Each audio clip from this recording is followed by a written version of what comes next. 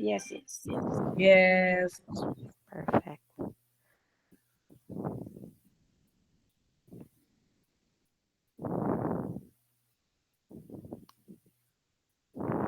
Kita na po yung screen. Affirmative. Perfect. So, Miss Jessa will start with the presentation po.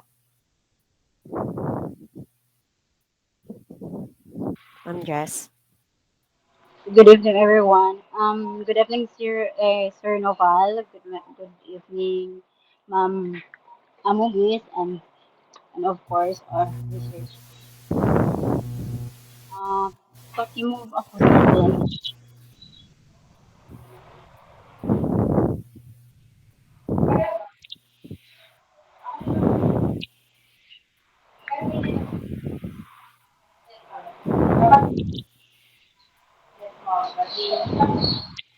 Hello, ma'am. Good evening. Are you audible po? Yes, you are. Miss Han, pakimove po ako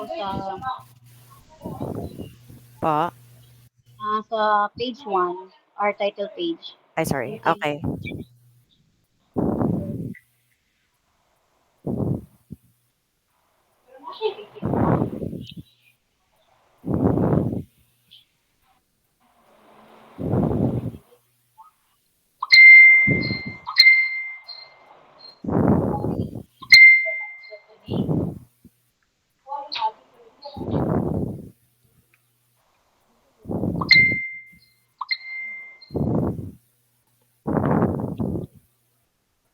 Asan ang ano nyo? Wait lang po. Ayan. Okay. Share Wait screen lang. po. Slideshow mo para malaki. Slideshow. At, okay na? Wala pa siya naka-slideshow. Bakit? Wait. Slideshow. Kasi Sige lang, kung dili slideshow man na siya slide sa to, akong ma'am. screen. Wait po. Okay. F5. Share your screen, ma'am. Dili share a tab or whatsoever. Stop share ko muna ha. Let me go. Entire screen. Entire screen. Okay. Sige pa. Share entire screen. Okay.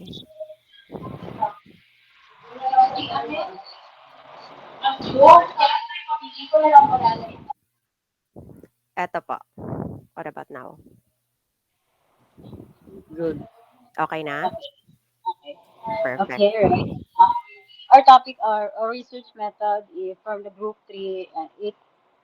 The name is the authoritarian leadership and job role clarity and its impact on the performance of employees in Davao City. Then we will be presented by me and of course my teammates, Miss Lahoy and Miss Loves Corpus.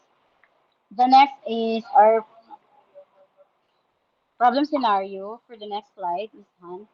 The problematic scenario is, of course, the performance of employees arises when there is a significant gap between what the employee expects as compared to the usual experience from the leaders and, of course, the supervisors. So, as we all know that the authoritarian leadership sometimes is referred to the autocratic, which is yung yung boss lang yung merong decision making. um, So, ito yung usually na problematic scenario namin, of course, kasi yung napili kasi namin, which is dito sa Davao, of course, is ang Davao City is one of the largest city in Mindanao. So, as we all know, growing siya in terms of businesses, industries, mga companies, mga BPO, sometimes construction, marami na yan dito. So, we want to know kung ano ba yung impact talaga ng authoritarian leadership sa mga empleyado. For the next slide, we are going to tackle the statement of the problem. So, our team or the researchers want to seek answers, questioning, of course, what are the status of the authoritarian leadership in terms of the communication from the leaders, and of course, the decision-making process or the decision from the team. Of course, the second one we are going to tackle kung ano ba yung status ng job role, the clarity, and from the feedback, the communication, and of course, the expectations from the both employee, and of course the leaders. So, and the third one, we're going to seek answers the following: the level of the performance of employees within the Davao City in in terms of their employee engagement and job satisfactions. Then the next, of course, the relationship between what is the level of authoritarian leadership and the performance of employees within the city. Then the fifth, the relationship between the status of the job role Miss Honey, paki-mute lang. Paki-mute. in the employees in Davao City. So, and the last one, we're going to seek answers on kung ano ba talaga ang relationship ng authoritarian leadership and of course the job role clarity. So the next slides, we are going to tackle the theoretical framework. Miss Hani, can you proceed to the next slide? Yes Thank po. you. Our study is, of course, to the theory of Lewin's leadership, 1939, and of course, the Lux goal setting theory. So we wanted to use this, of course, since the Lewin's leadership suggests that the best leaders are those who can adjust their leadership style. As we all know that theory of Lewin's leadership is composed of three leadership style, which is the autocratic, democratic, and of course the laissez-faire leadership. And of course, we are going to use the Lux goal setting theory. That of course it highlights the positive impact of setting the clear and challenging goals. It uses a five principles, which is yung clarity. We want to know the clarity of the work, the challenge towards the goal, and of course the commitment and feedback, of course, and the last one is the complexity, which is yung achievable goals within our company. And the next slides will be discussed by Miss Hani. Thank you. Right, so in continuation, our conceptual framework. So figure 1 shows the conceptual framework model of our study with the main variables. So we have two independent variables and one dependent variable.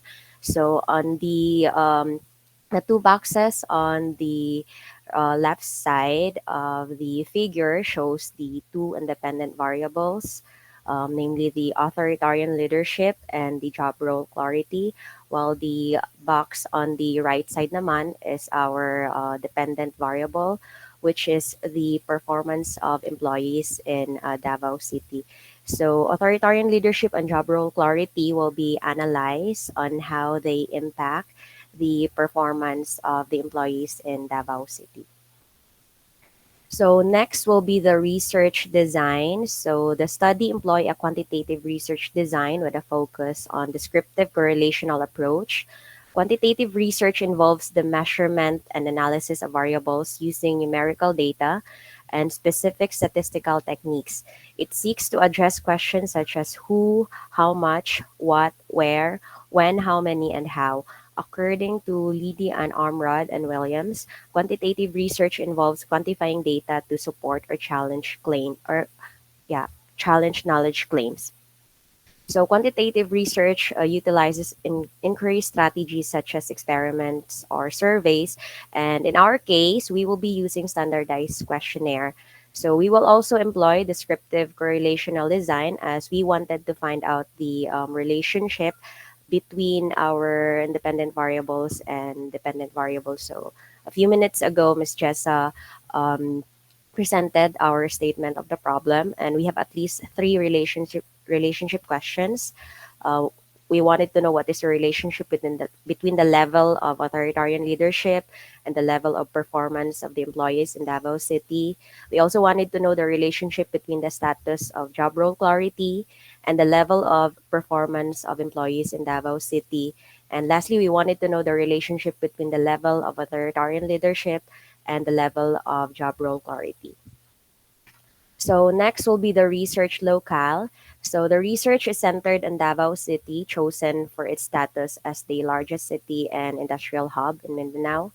The study will narrow its focus to Talomo District, where Alticon Builders Incorporated, a large construction company, is selected for the examination. Construction companies have a hierarchy with multiple levels of management handling different aspects of projects. So, this framework is ideal for researching the impact of authoritarian leadership.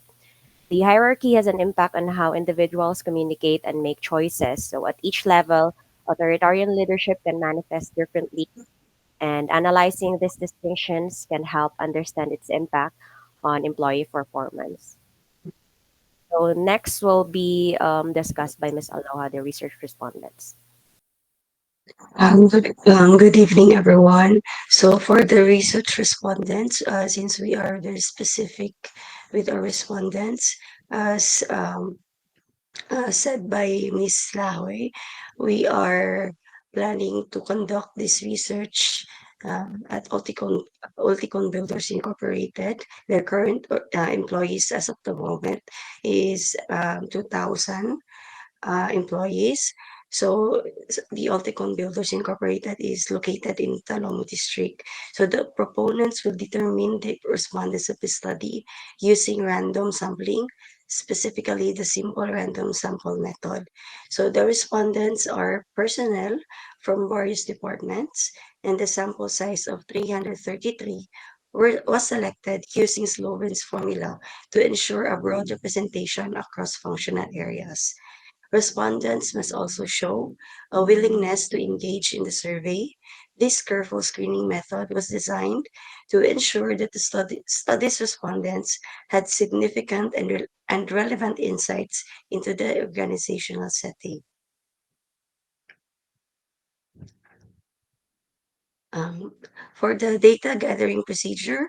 So we, the researchers, sought suitable questionnaires for the study and was fortunate enough to find one from Nawas et al. Of year 2022, a standardized questionnaire titled Impact of Authoritarian Leadership on Employee Performance and Job role clarity, moderating role of power distance in project line-based company.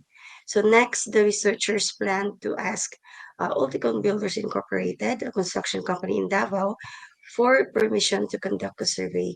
Beforehand, they will introduce the study to the respondents and explain how to complete the questionnaires to ensure clarity. For the statistical tools, we have four tools to use. First is the mean, para ibalaan na mo to know the average scores of each respondents. The second is the standard deviation to assess or to measure the dispersion or how far or how close the results or the scores are from the mean. And then also the regression analysis to help us understand the strength since as uh, in our SOP or statement of the problem na minabutang relationship. So regression analysis is I think also applicable as a statistical tool, and also ANOVA to assess the significant differences or will give us the overall impact of our study. So that was our study. And good evening. Thank you.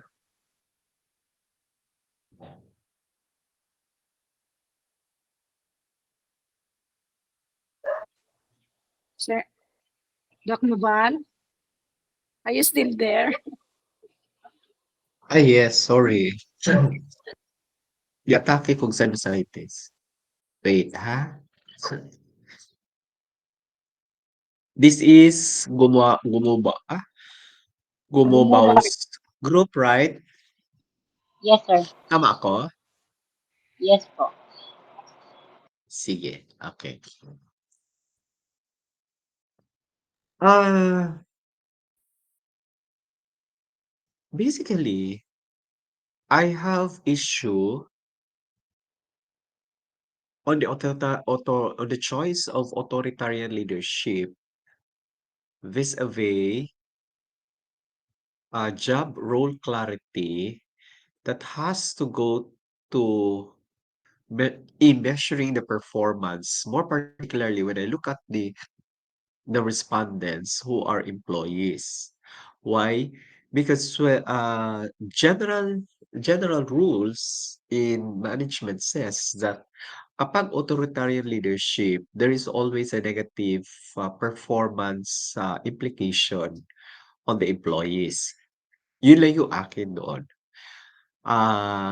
Especially if you would like to measure the relationship of the authoritarian leadership to the performance of the employee.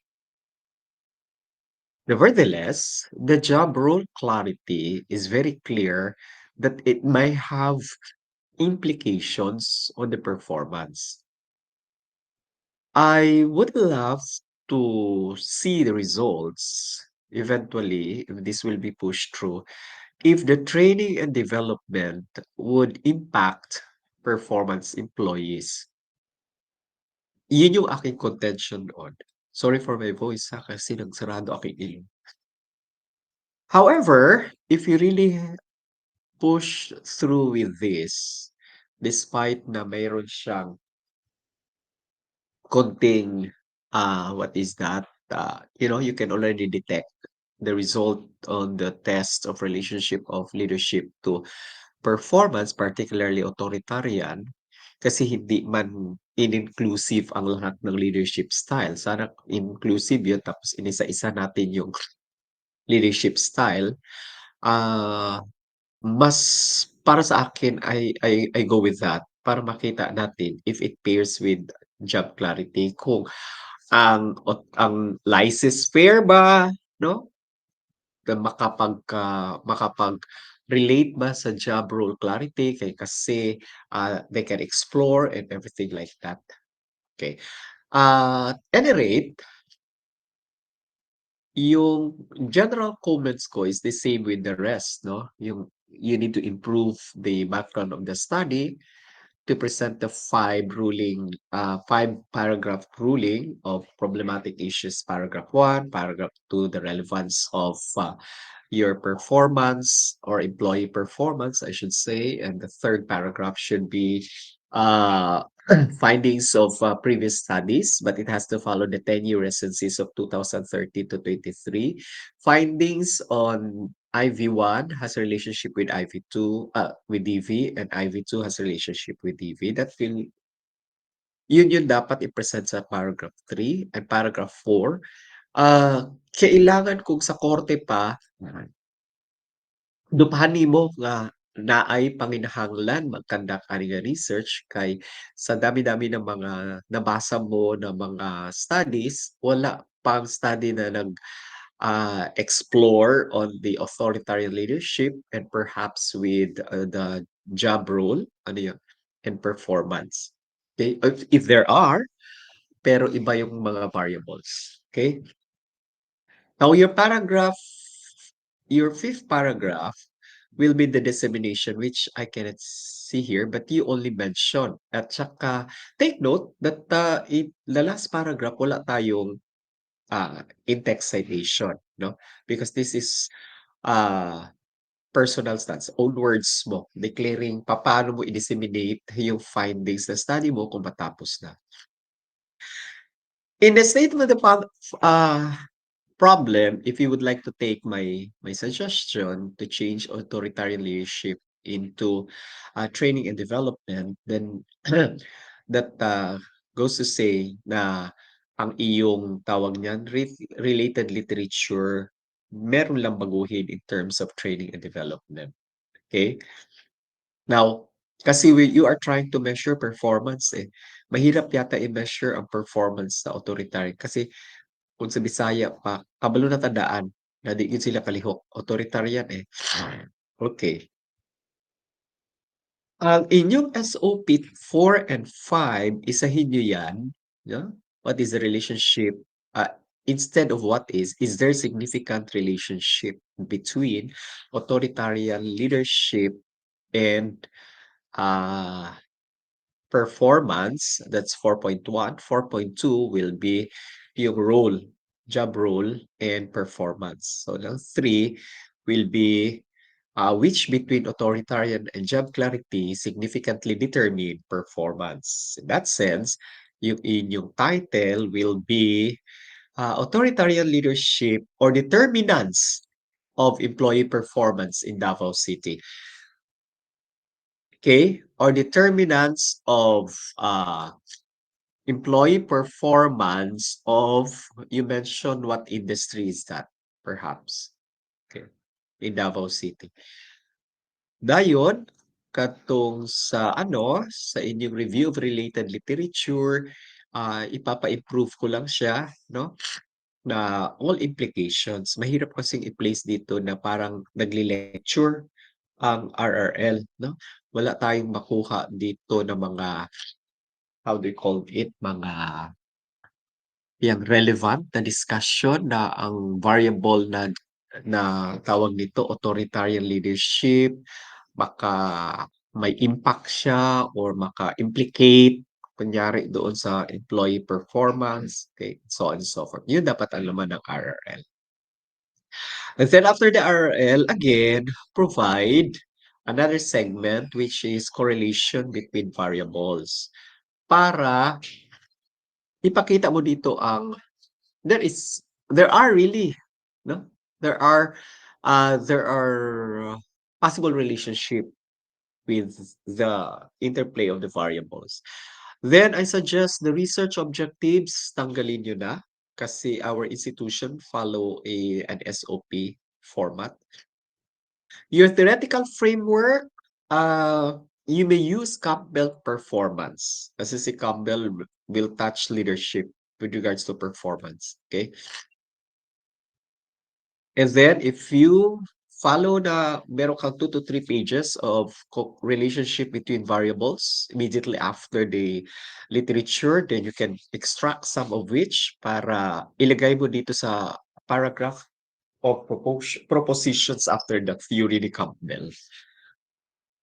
Yung conceptual framework, again, introduce the interplay of the variables by providing at least one definition with author for the variables. And the next paragraph will be one paragraph, operational definitions for the indicators of IV1, and the third, another paragraph for the operational definitions of your IV2. Okay. Sige. I think that's it. Okay, but my major issue here is the interplay of this of singling out the authoritarian leadership to performance dahil kumbaga kung sa expression pa alam na natin na pangit talaga ang performance nila. Authoritarian pa naman, autocratic. Okay?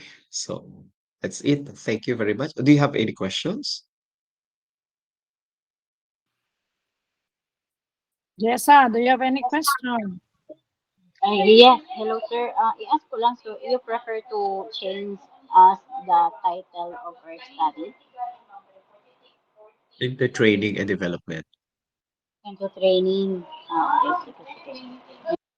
Sige, thank you. Pero kung gusto niyo talaga leadership, pwede. Pero ilagay niyo ang leadership, no?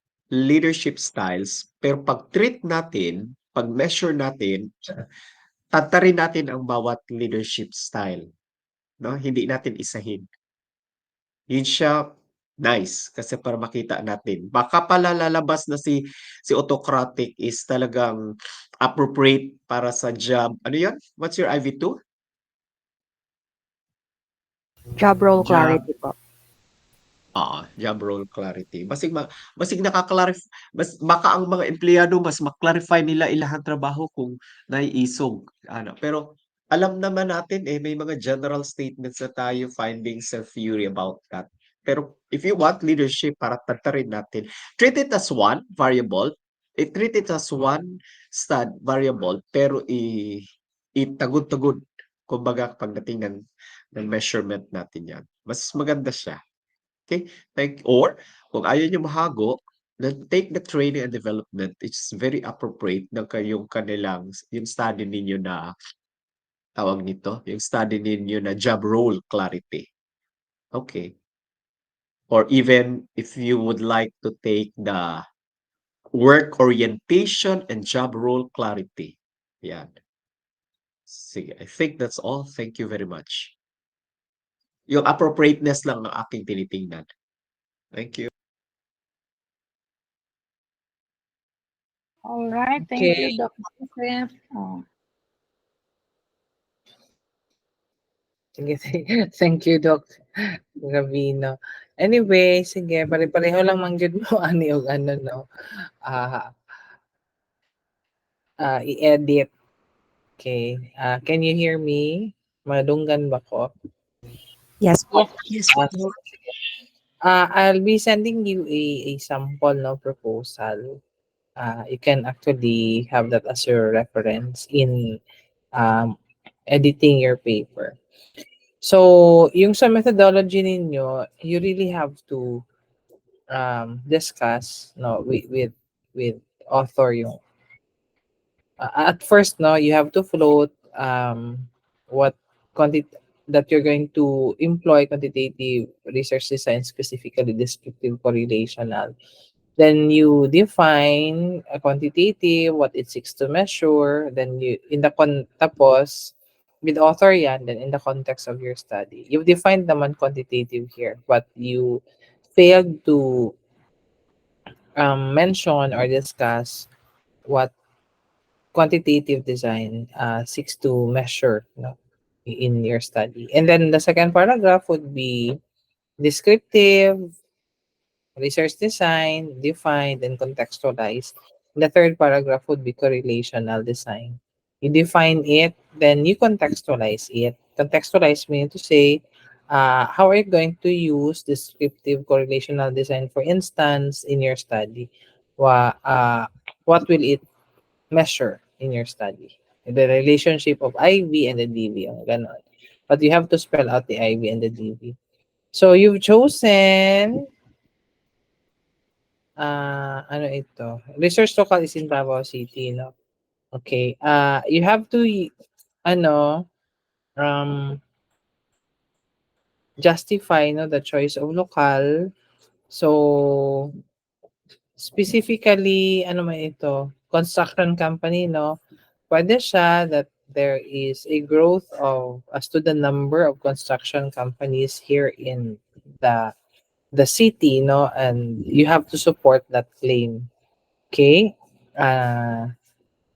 Can you still hear me? Yes, ma'am. Mm. Yes.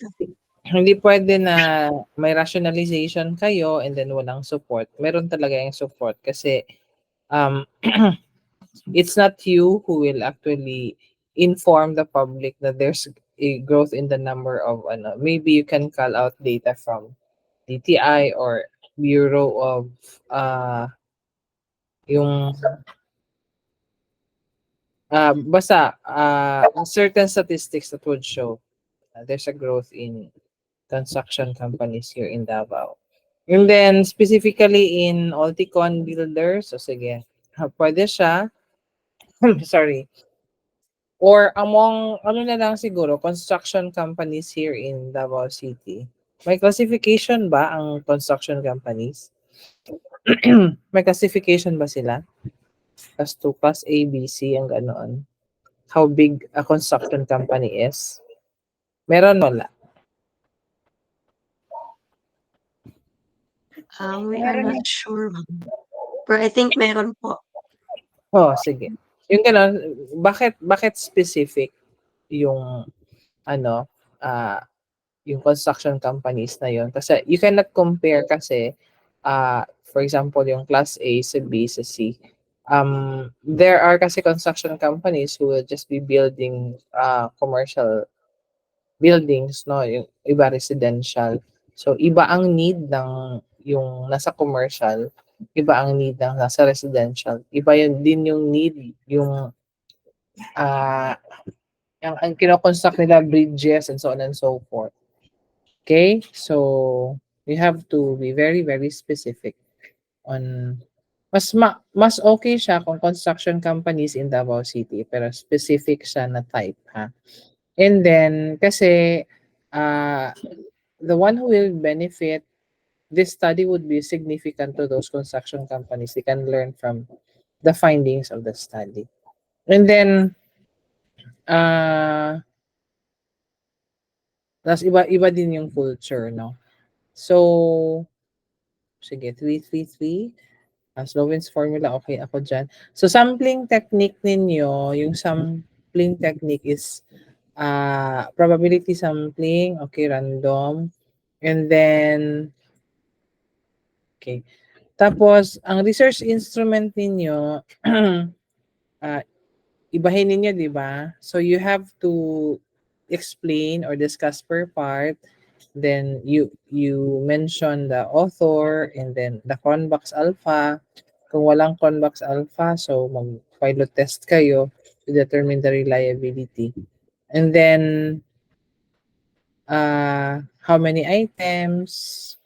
Tapos, itong inyong descriptive interpretation, kanang na yung mga range of means kan descriptive level, dili ni siya mao. So, I'm going to give you a copy, no, para masundan niyo.